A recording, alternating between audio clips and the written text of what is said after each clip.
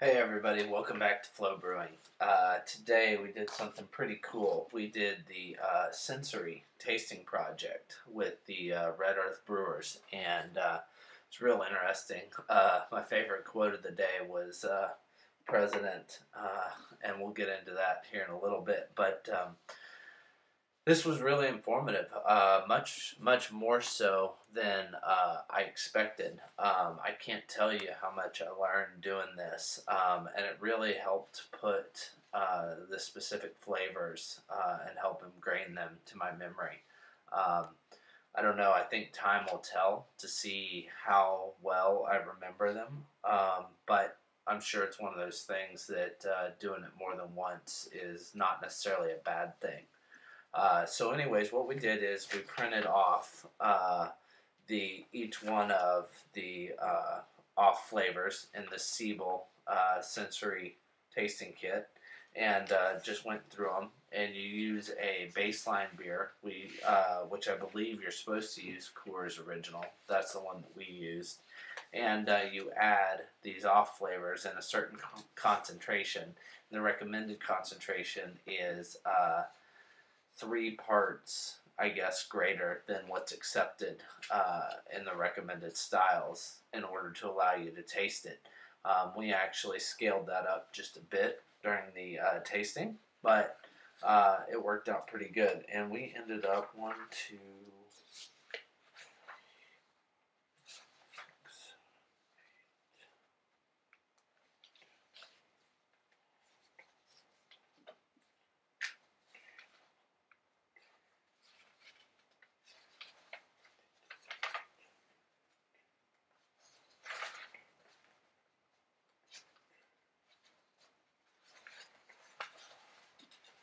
yeah, that's what I thought. We did. We tasted 26 off flavored beers today. So if that's up your alley and you're looking to get certified as a BJCP judge, then this is for you. So, quick recap: acetaldehyde is something that the description was green apples, grassy, can taste and smell acetic or cidery. Can happen from premature removal of the yeast, premature flocculation, oxygen depletion, bacteria spoilage, and oxidation. And then they provide some solutions. For me, on the first taste of the day, this was actually very difficult to dive into. But I tasted this one twice actually, and it was plastic like. And I felt like that it hid the flavor of the beer, not as horrible as I expected.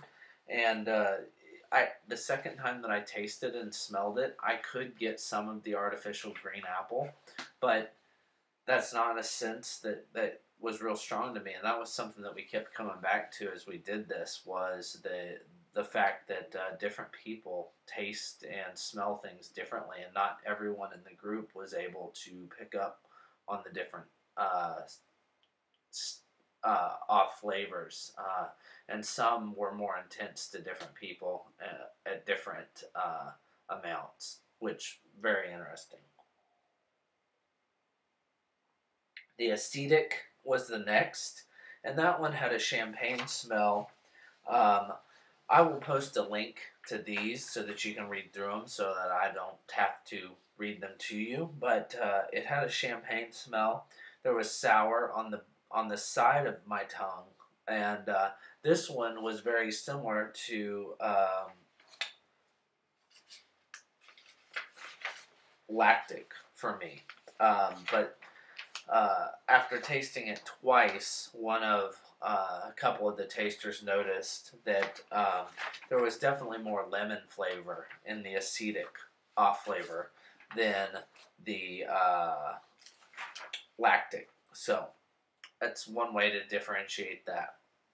Um, the the butyric or butyric is it had a low champagne nose to me and a slight corn flavor, but it was very difficult for me to pick up. Others suggested that it was a bit rancid or vomit-like. I didn't get that, so I think that's one of those that was just difficult for me to taste. The diacetyl was very interesting because I've gotten a comment on some of my beers, and I really got the butterscotch on the nose, which I did not get in the beers that I got this feedback on, and I got a very light butter flavor with a really slick mouthfeel. And the way that I described this was like the worst Jelly Belly in the batch is the buttered popcorn, and this was like a very light flavor of that infused in beer. These I think are interesting because the beers that I got this feedback on, I didn't get that. I did get a little bit of maybe just a touch of a little bit of the slick mouthfeel, but the beers that I got this feedback on, I thought were pretty dry and crisp, and maybe a little bit of buttery taste in the drink. So, anyways, I think that this can happen in various levels of the beer, as any of these things can, and you have to kind of look for the characteristics, which I think that this probably was present in the beer that I entered, but I just thought that it was interesting tasting this in this setting versus the beer that I got the feedback on. Ethyl acetate was a bit solvent-like, ethanol alcohol flavor, low burning on the tongue. Again, not a strong flavor for me to taste, so quite interesting.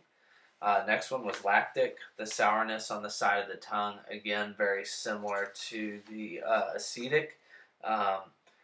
It lacks the vinegar that the acetic had, and that vinegar may bring out some of the lemon.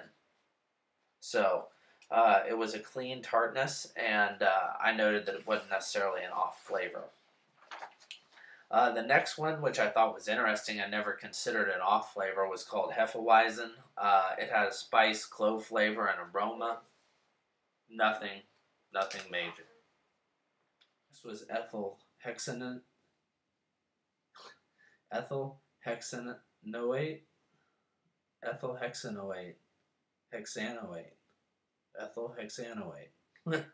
Anyways, this was considered a constituent of Hefeweizen, as you'll see here, and it had more apple flavor than the Hef, some ester and clove, but the apple notes differentiate.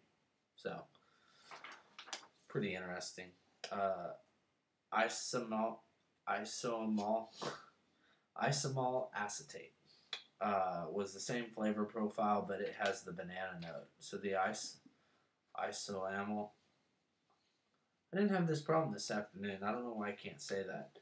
The isoamyl acetate was had the banana notes. The Caprolic was really interesting because it was real strong to a lot of people, but not so much for me. But the best descriptor was a little bit like goat cheese, a little waxy, and again, it was difficult for me to taste, and I didn't perceive anything horrible with that one. The next one was a general infection, and I just wrote vomit bubblegum, and it pretty much smelled like that. The taste was not as bad as it smelled, but not pleasant at all. The Indole was Wes, our president's favorite, which had a fecal jasmine sort of aroma, if you will, and to me smelled like shit in a bucket, and sort of like old fermenting shit, really. The taste was much duller than the aroma, but still horrible, and I would not suggest you drink that unless if you do this, and or if you like shit in a bucket. Dimethyl sulfide, DMS. This one was interesting because I've heard this a lot with a lot of different beers, but I've never tasted a beer that had it, I don't think. And it was clearly canned corn, like light buttered corn, and it was very slick in the mouth. The next one was earthy, which was incredibly interesting because it smelled exactly like a cellar, and it sort of tasted like dirt. which was incredibly interesting to me. Um, the next one was spicy, uh, and it honestly tasted like a lot of home brews that get brought to the meetings. And it was a little bit hot, a little bit alcoholic, but not a horrible off flavor. Just I think this is probably the most common homebrew off flavor. Metallic, tasted like if you were licking aluminum or metal, sort of like what if you drink a liquid out of a can that's not properly lined. Metal flavor, but it was subtle. Geranium was soft, had a little rose flavor to it. The next was grainy. Slight cereal aroma, grainy but not prominent to me. But others around me were describing it like putting your nose in a grain bag. So very interesting. Mercaptan was light. I can't perceive the flavor like I expected, and didn't taste like Heineken. But this was supposed to be the one that was skunky. Almond was it was interesting. I've tasted this in artificial flavors, and honestly, I don't know how you would get it in a beer. It says it's formed during prolonged storage and oxygenation, but it was pleasant. It had a light grenadine flavor, and it wasn't intense. So, it's interesting. Isovaleric was, this one was interesting, and it was old cheese in a jockstrap, and it was horrid. The aroma and taste, the taste was not as intense as the aroma, however. But it definitely smelled like you put liquid cheese in a jockstrap and put your mouth in there. The papery had a sherry-like aroma with like a hint of light vomit, and it had a little bit of a wet paper taste if you were to put like wet paper in your mouth. Vanilla was very much like cream soda, and I didn't get any aroma off that one. And then bitter, it was just very bitter, a bit metallic, and it tasted pretty much like you just slammed a light lager with bittering hops. So there you have it. Very, very interesting. I'll post the file for the tasting on Flow Brewing, and this, and along with some pictures. I still am not very well versed with my camera, so some of the pictures aren't as I'm not taking as many as I would like, but they're coming along. So anyways, hope this was educational, and I would encourage you guys to find a group of people, and the only way you're going to get better at making beer is to get better at tasting beer, and to find people around you that appreciate beer, and just kind of involve it, in what you do. Having beer dinners, going out to the bar, tasting different beers with people. So, anyways, this is definitely join your local homebrew club. Do things like this and taste these off flavors so that you can taste beer better and learn to judge it. And thanks for tuning in. Hope this helps you make better beer, and looking forward to posting the next video. Cheers.